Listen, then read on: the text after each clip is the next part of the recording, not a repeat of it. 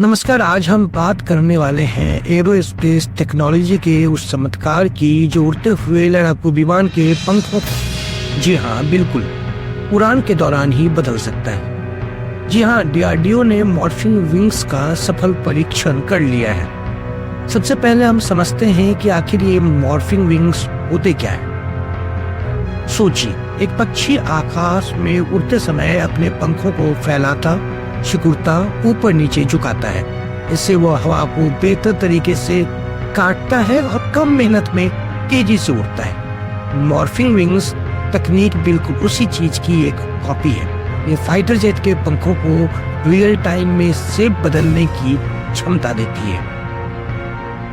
DRDO ने इस तकनीक का सफलतापूर्वक फ्लाइट टेस्ट किया है, यानी अब ये सिर्फ लैब में चलने वाला प्रयोग नहीं रहा, बल्कि एक असली एयरक्राफ्ट पर हवा में पूरी तरह काम करता हुआ सिस्टम है और यह भारत के लिए बहुत बड़ी उपलब्धि है। सबसे बड़ी बात है, एक ही फाइटर जेट अलग अलग मिशन के हिसाब से अपने पंख बदल सकता है। टेक ऑफ के लिए अलग शेप, हाई स्पीड के लिए अलग शेप, लो लेवल फ्लाइंग के लिए अलग और स्टेल्थ मिशन के लिए तो खास शेप, यानी असली smart wings.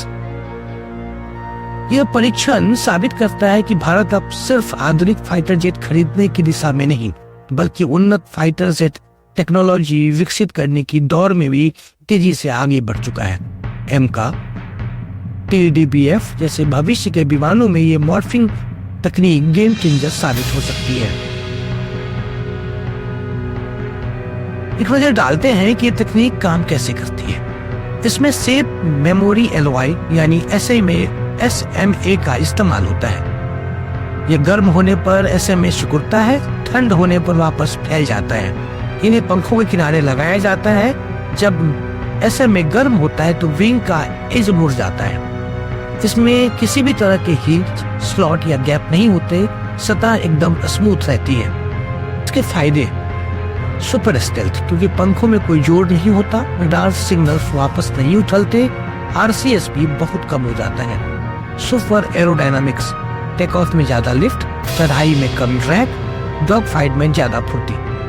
Super fuel efficiency, wing हमेशा बेहतर आकार में रहती है, उससे फ्यूल बचता है। अल्ट्रा फास्ट रिस्पॉन्स, डीआरडीओ की टेस्ट विंग 0.17 सेकंड में आकार बदल लेती है, यानी पल भर में। अमेरिका और यूरोपीय देश इस तकनीक पर रिसर्च कर रहे हैं, लेकिन उनके अधिकांश प्रोजेक्ट अभी भी कागजों पर है।